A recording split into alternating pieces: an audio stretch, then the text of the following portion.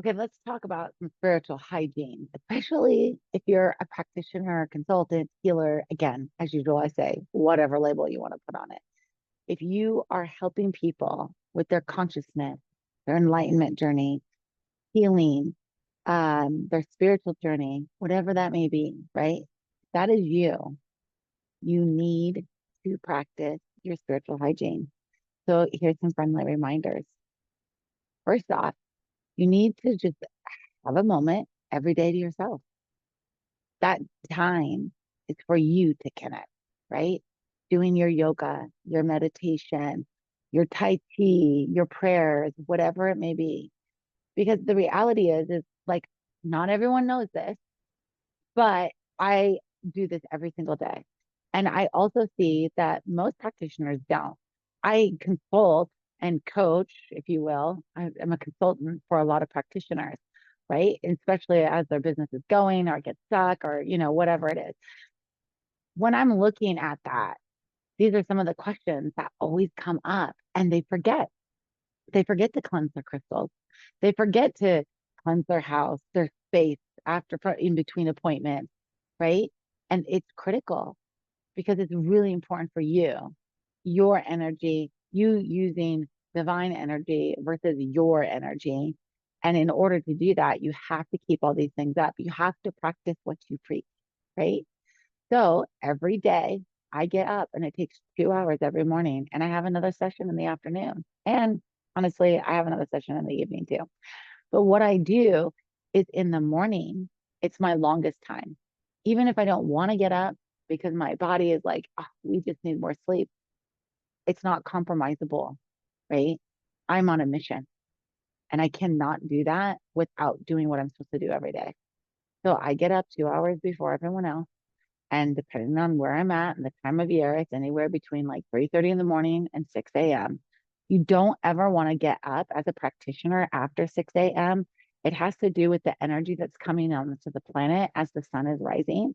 And which for some of you, depending on where you live, you'll be like, but the sun where I live doesn't rise until maybe 9 a.m., right? 6 a.m. is kind of the sweet spot of where you want to be influencing the planet and your energy in the most purest form. And it's the most strongest time because the world has not fully woken up yet. So it's still a lot of good energy. Hence, that's why I said I'm between 3:30 and 6. And if I end up, say I got jet lag because I did it, this actually happened. I had really bad jet lag from a trip because my flight kept getting delayed and I ended up on a red eye all night long. And by the time I got home, it was like 2:30 in the morning. And I was like, I need to take a nap. So I took a nap and then got up, but I still overslept, right? So I was like, dang it. But it didn't mean I didn't do the things because I missed the 6 a.m. hour. I still got up and did those things, right? So I get up and I shower so that my whole body's cleansed of whatever happened that night. I After that, I go and I get dressed in my yoga clothes, and there's different meanings for different types of yoga clothes you will wear. If you're a yoga practitioner, you'll and the deeper you go into it, you'll understand it. But I get into my yoga clothes and then I sit and I do my yoga. And before I do my yoga, I set my intention for my yoga. What is my intention? Alignment so that I can be utilized as the tool to help people reach what they're reaching, right? Enlightenment, right?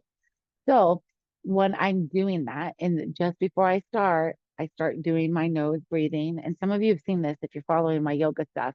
So I do my nose breathing. And then after that, I do the whole yoga session. And every part of that yoga session is in alignment with what it is I'm doing that day, which honestly is always in alignment, enlightenment. And so when you're looking at that, then my next step is I go into a meditation for 20 minutes.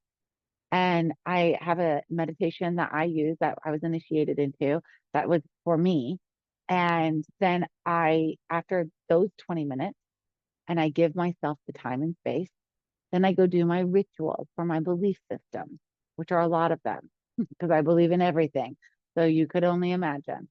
But oddly enough, I have mastered that and gotten that shortened. Anyways, so for 2 hours, I do that. Then I go get dressed for my day. Then I join the noise and chaos.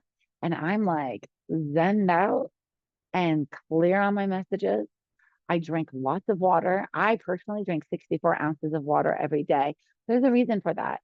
It's a physiology reason. Your body needs a lot of water, especially when you're doing this type of work. So when you're doing this type of work, how much water are you drinking? Right? Are you just drinking the minimum of 32 ounces? I know a lot of people that when they start seeing me, they're not drinking like water at all. Or they're like, oh, I have like 8 ounces or 16 ounces a day.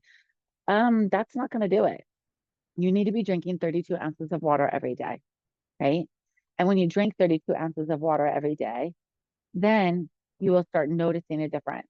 I sometimes, and my minimum is 64 ounces that I can read, that I absolutely have to have. That's my must do number. But depending on what I'm doing, I might drink 100 ounces in a day. It's no joke. I need a lot of water for all of the energy that's going through me all day long, right? It dries you out. Plus, water helps your blood flow with your body to help your brain stay clear so that you don't end up going into that reptilian part of your brain and getting reactive with your client, right? So there's all these things. Every little thing matters, right? The soap you used in that shower, the oils or lotions you put on afterwards, the stuff you put in your hair and how you treat your hair, the types of clothes you wear, all these things can get real intricate. It depends on the level of your practice, of what you want to do and the people you're reaching, because you will outgrow your clients. And you other newer practitioners will fill your spot as you elevate and start attracting more people who are ready to elevate at these other levels. So you have to keep growing in your own spiritual journey. It never ends. That's the point and purpose of life, right? It's to reach that core. So then after that, and I go about my day, midday, I stop and do another meditation. And throughout each of my appointments, I will do a short cleanse, right? I might do it energetically. I might do it with sage. I might pull in guides. I don't know. It just depends on what's going on. And it keeps me very clear and calm. This is why people call me the strategic mystic, because I'm able to do all of this, right? But I have elevated to it. Then in the evenings, I hold all of my classes. Sometimes I have other appointments. Sometimes I'm creating like this video, right? And again, I will have another meditation, or I will have this practice I do that is pattern digging, which is in the Unlocking Your True Potential book, right? The pattern digging is digging out through all these patterns so that you don't end up having any baggage, any shadow work, any feelings around anything that comes to you during the day, right? Because feelings are the human reaction. You can have them. We're supposed to have them. The idea is not to get rid of them. It's the idea of taking the feeling and going, there's a feeling here. Why? What is that feeling? And unpacking it. And then being able to help the clients that you have and the students you have with the same. So doing all these things, cleansing your crystals, making sure a lot of people use crystals, that's why I use that as an example, but your pens, right?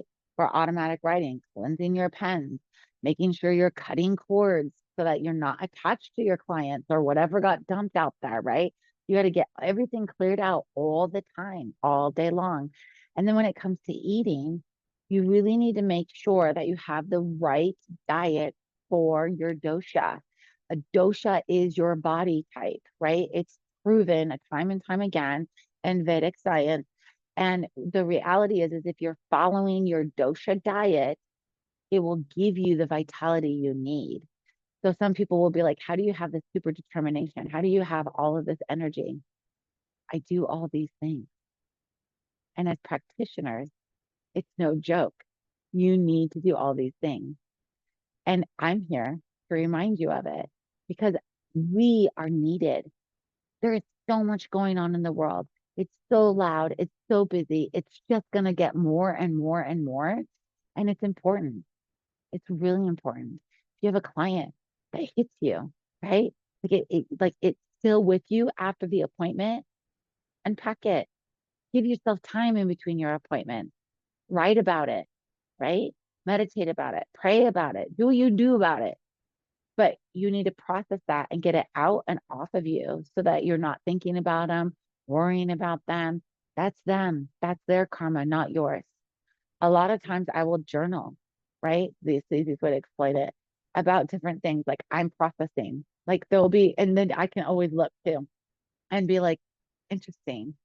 Like there'll be like a chain of like the instance building to what I'm stuck on.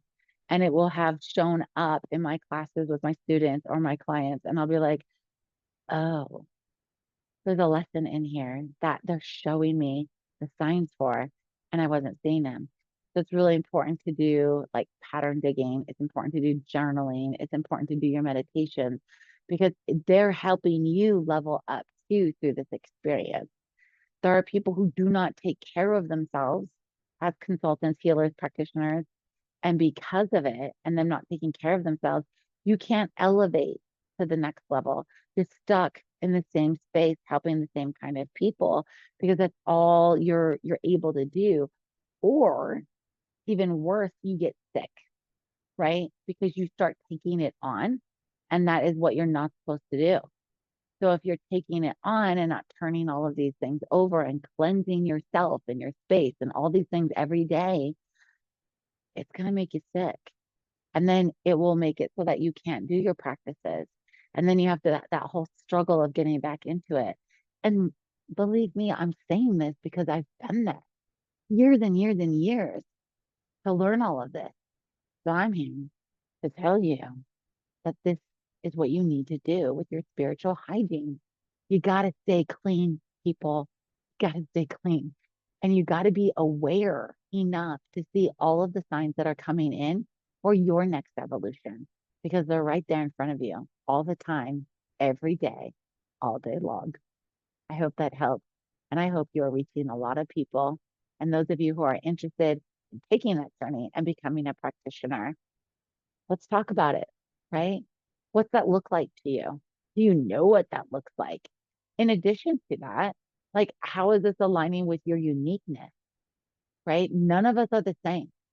Not one person on this planet is the same, let alone when you get into this realm. The labels are different depending on your belief system or the community you're around. In addition to that, your practices will be different than what I've outlined, right? I kind of outlined the practices of a mystic. That might not be yours, right? When I was just practicing astrology, it was different. So let's connect. I'm happy to help you. And if you're ready to start your business and launch, I have a ready to launch program.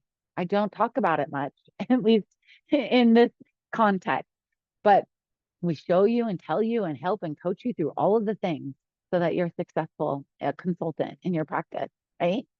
But maybe you're still trying to sort that out, and I'm here to help you. Maybe you need to get a few more tools and a few more things in place. I don't know, but I'm here to help discover that with you. I hope this helps. Stay clean out there, people.